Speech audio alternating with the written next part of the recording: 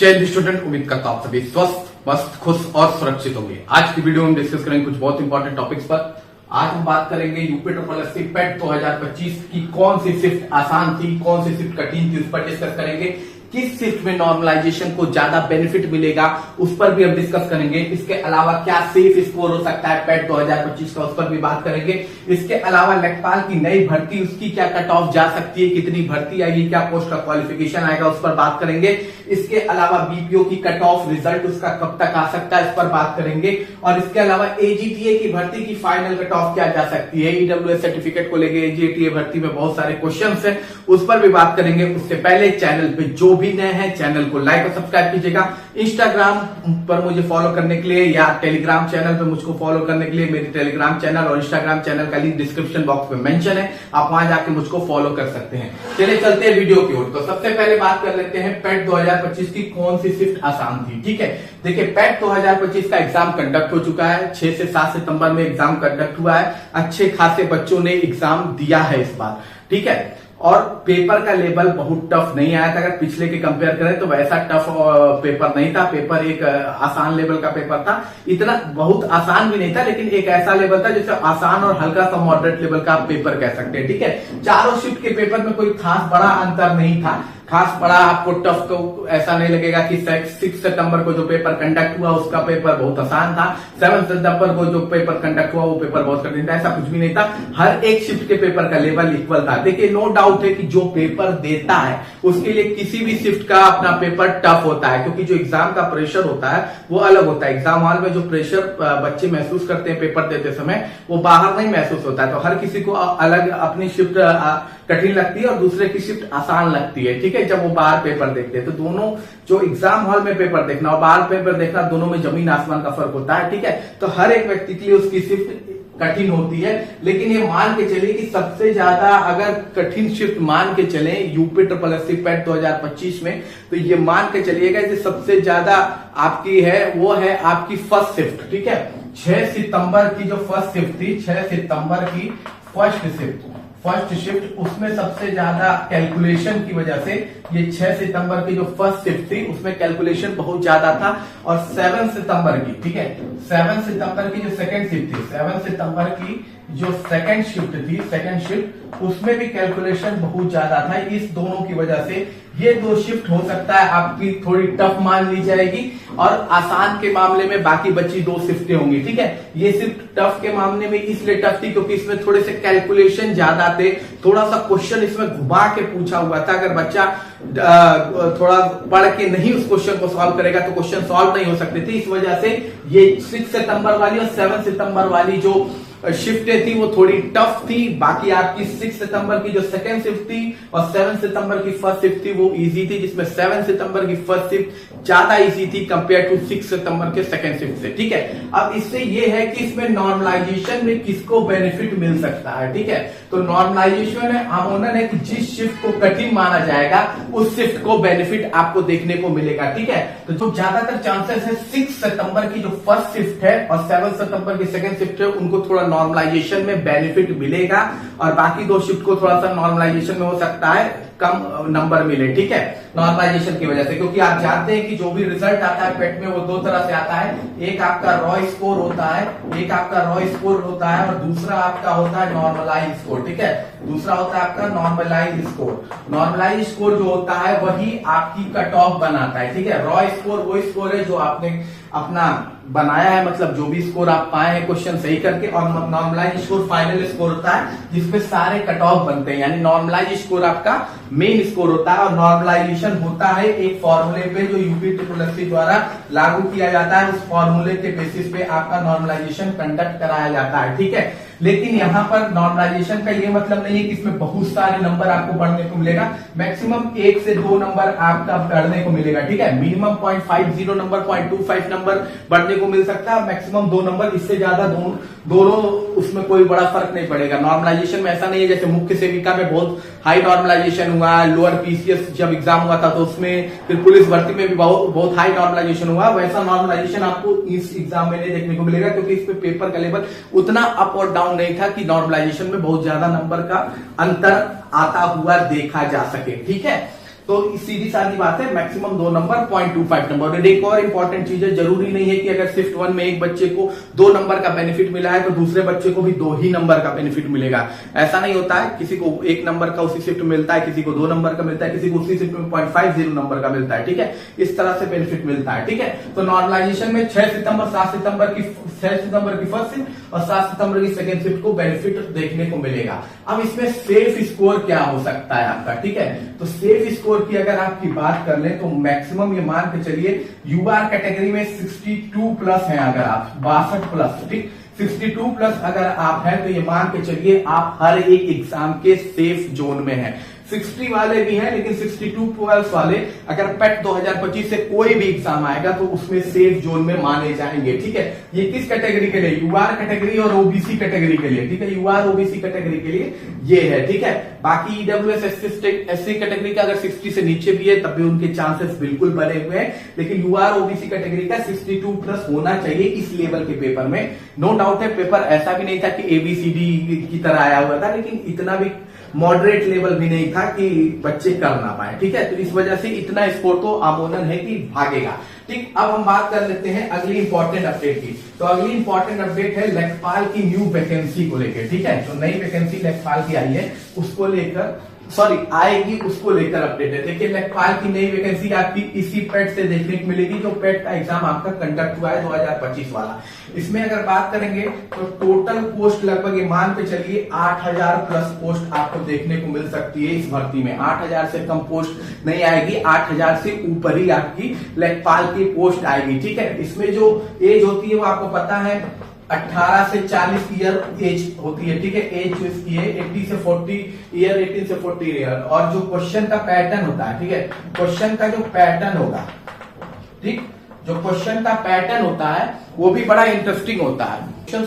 जो आपका टॉपिक्स पूछे जाते हैं उसमें सबसे पहला यूपी जीके होता है। ठीक है, यूपी जीके से आपका क्वेश्चन आता है। इसके अलावा मैथ्स से आपका क्वेश्चन आता है। यूपी जीके हो गया, मैथ्स हो गया। मैथ्स के अलावा आपका हिंदी का 15 नंबर का क्वेश्चन होता है। कंप्यूटर का 15 नंबर का क्वेश्चन होता है। यूपी जीके का 20 नंबर का, इसका 20 नंबर का क्वेश्चन होता है। 20 नंबर का क्वेश्चन इसमें आता है। ठीक है, 15 नंबर का आपका क्वेश्चन जो होता है वो आपका हिंदी का होता है। मैथ्स का 10 नंबर का क्वेश्चन आता है। ठीक है, मैथ्स के 10 नंबर का क्वेश्चन आता है। जीएस का 15 नंबर का क्वेश्चन आता है। इसके अलावा ग्रामीण परिवेश का 25 नंबर का क्वेश्चन आता है। तो ओवरऑल 100 नंबर का ये पेपर आता है। ठीक है, जिसमें यूपी जीके भी है, मैथ्स भी है, हिंदी भी है, कंप्यूटर भी है और ग्रामीण परिवेश भी है। इतनी चीजों का आपका सम्मेलन होकर ये पेपर बनता है। ठीक, ऊपर से बात कर ले अगर इसकी सेफ स्कोर की तो ये मान के चलिए जो यूआर कैटेगरी, ओबीसी कैटेगरी और ईडब्ल्यूएस कैटेगरी है। ठीक है, ये मान के चले कि 62 प्लस आपका स्कोर होना चाहिए। 62 से प्लस होंगे तो बिल्कुल आप इस कैटेगरी में एग्जाम दे पाएंगे। ठीक, अगर आपका 62 प्लस है तो आप इन 3 कैटेगरी से बिलोंग करते हैं तो बिल्कुल आपके चांस है कि आप सेलेक्ट हो जाएंगे लेखपाल भर्ती के लिए। तो जिनके इतने स्कोर आ रहे हैं वो लेखपाल वैकेंसी की तैयारी शुरू कर दीजिए अगर आपका पेट में इतने स्कोर आ रहे हैं। ठीक है, अब हम बात कर लेते हैं अगली इंपॉर्टेंट अपडेट की। तो अगली इंपॉर्टेंट अपडेट बीपीओ की कट ऑफ को लेके है। ठीक है, बीपीओ की कट ऑफ और उसका रिजल्ट कब तक आएगा। ठीक, बीपीओ की कट ऑफ को लेके समय बहुत ही हल्ला हो रखा है कि बीपीओ की कट ऑफ बहुत हाई जाएगी। काफी लोग का कहना है कि 70 प्लस आपकी कट ऑफ करी जाएगी बीपीओ की। ठीक है, 70 प्लस काफी लोग बता रहे हैं, कोई 72 बता रहा है, कोई 69 बता रहा है। देखिए, बीपीओ का जो पेपर था इतना आसान नहीं था जितना बताया जा रहा है। 70 प्लस कट ऑफ मतलब हुआ कि जो कट ऑफ बनती है वो मिनिमम होती है। ठीक, क्या होती है? मिनिमम होती है। मतलब जो सबसे लोअर बच्चा होता है उसका मार्क्स कट ऑफ होता है। यानी अगर यूआर कैटेगरी में 70 नंबर कट ऑफ है तो इसका मतलब है कि यूआर कैटेगरी में 80-85 नंबर पाने वाले कॉमन बच्चे हैं। तो इतना भी पॉसिबल है नहीं, क्योंकि इतना भी इजी पेपर ये था नहीं। ठीक है, काफी लोग 2018 से इस भर्ती को कंपेयर कर रहे हैं। तो 2018 की भर्ती में नॉर्मलाइजेशन एक्सेट्रा का प्रोसेस था, इस वजह से वो भर्ती तो वो री एग्जाम भी कंडक्ट हुआ था, इस वजह से उस भर्ती की कट ऑफ थोड़ी हाई गई हुई थी।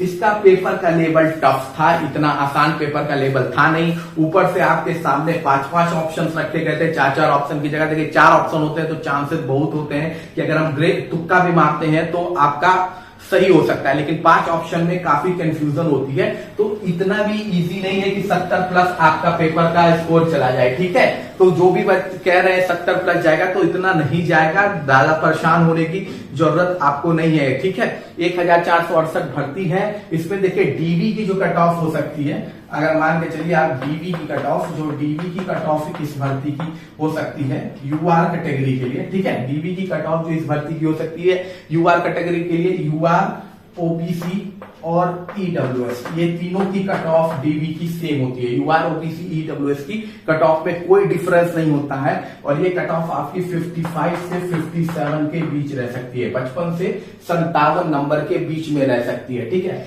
एससी कैटेगरी की ये कट ऑफ 47 से 49 नंबर के बीच में रह सकती है, यानी 47 से 49 नंबर है तो आप एससी कैटेगरी में सेफ है। ठीक है, एसटी कैटेगरी में ये कट ऑफ 41 से 43 के बीच में रह सकती है, 41 से 43 नंबर। और फीमेल कैटेगरी में मेरे ख्याल से फीमेल कैटेगरी में जो कट ऑफ होगी आपकी, वो लगभग ये मान के चलिएगा 48 से 50 के बीच में फीमेल कैटेगरी में कट ऑफ होगी। तो ये आपकी डीवी की कट ऑफ हो सकती है। और फाइनल कट ऑफ जो है ना आपकी, फाइनल कट ऑफ अगर आप बात करेंगे फाइनल कट ऑफ की, फाइनल कट ऑफ तो यूआर कैटेगरी जो है अनरिजर्व कैटेगरी की फाइनल कट ऑफ मैक्सिमम उठ जाएगी अगर, ठीक है, मैक्सिमम उठ जाएगी तो हो सकता है आपका 10 नंबर का अप डाउन हो जाए। ठीक है, डीवी से 10 नंबर का अप डाउन हो जाए, इससे ज्यादा का अप डाउन नहीं होगा। 10 नंबर भी बहुत है, मुझे लगता है 6-7 नंबर का होगा, तो मान के चलिए 62-63 नंबर आपका लगभग 63-64 के आसपास कट ऑफ जाएगी। 70 प्लस मुझे नहीं लगता है कि कट ऑफ जाने वाली है, इतनी हाई कट ऑफ आपकी जाने नहीं वाली है। डीवी से ज्यादा 6 नंबर या 7 नंबर का फर्क होगा फाइनल कट ऑफ में, इससे ज्यादा का उम्मीद मत कीजिएगा। 70 प्लस तो बिल्कुल उम्मीद मत कीजिएगा। बाकी आपका रिजल्ट जो है, ये रिजल्ट आपका आएगा आपकी पेट की जो भर्ती है उसका रिजल्ट जारी होने के बाद आपकी भर्ती का रिजल्ट देखने को मिलेगा। अभी यूपी ट्रिपल एससी का फोकस सिर्फ पेट की भर्ती का रिजल्ट डिक्लेयर करना है, और वो जल्द से जल्द इसकी आंसर की और रिजल्ट जारी करेगा। उसके बाद ही ये मान के चलिएगा, आपकी उम्मीद है लगभग अक्टूबर मंथ में ही मान के चलिए कि आप लोग को चांसेस मिलेगा वीडियो वालों को अपना रिजल्ट देखने को। ठीक है, अब हम बात कर लेते हैं अगली इंपॉर्टेंट भर्ती की। तो अगली भर्ती एजीटीए की भर्ती है। ठीक है, एजीटीए की भर्ती का फाइनल कट ऑफ को लेके बच्चे परेशान हैं, ईडब्ल्यूएस सर्टिफिकेट को लेके बच्चे परेशान हैं, और वो अपनी भर्ती को कंपेयर कर रहे हैं पुरानी भर्तियों से। तो देखिए भाई साहब, आप भी वही गलती कर रहे हैं जो वीडियो वाले कर रहे हैं। ठीक है, आपकी पेपर का लेवल बहुत टफ था, एजीटीए का पेपर का लेवल अच्छा खासा पेपर आया था। बहुत से क्वेश्चन ऐसे भी थे जो सिलेबस के बाहर पूछे गए थे। ठीक है, बहुत सारे क्वेश्चंस आपको देखने को मिलेगा एजीटीए में जो सिलेबस के बाहर पूछे गए थे। तो लगभग इसमें मान के चलिए 32,000 के आसपास बच्चों ने एग्जाम दिया है, 32,000 टोटल बच्चों ने इसमें एग्जाम दिया है। और इसकी जो फाइनल कट ऑफ हो सकती है, मैक्सिमम अगर भाग जाएगी तो यूआर कैटेगरी की जो कट ऑफ होगी वो 47 से 49 के बीच में रहेगी, 47 से 49। इससे ज्यादा मुझे नहीं उम्मीद लगती है कि यूआर कैटेगरी कट ऑफ भागेगी। ओबीसी कैटेगरी की हो सकता है 44 से 46 दिखे। ठीक है, क्योंकि ओवरलैपिंग भी होती है ओबीसी और ईडब्ल्यूएस की यूआर कैटेगरी में, यानी ओबीसी और ईडब्ल्यूएस के बच्चे यूआर कैटेगरी में जाते हैं तो उसकी ओवरलैपिंग देखने को मिलती है। इसके अलावा आपकी ईडब्ल्यूएस की जो कट ऑफ होगी वो 40 से 42 मार्क्स होगी। एससी कैटेगरी की जो कट ऑफ होगी शेड्यूल कास्ट कैटेगरी की वो 35 से 37 नंबर होगी शेड्यूल कास्ट की। एसटी कैटेगरी की अगर आपकी कट ऑफ की बात करें शेड्यूल ट्राइब कैटेगरी की तो 27 से 30 नंबर आपकी एसटी कैटेगरी की कट ऑफ देखने को मिलेगी। और जो फीमेल कैटेगरी है, फीमेल कैटेगरी में मुझे लगता है फीमेल में डीवी में तो सबको बुला लिया जाएगा।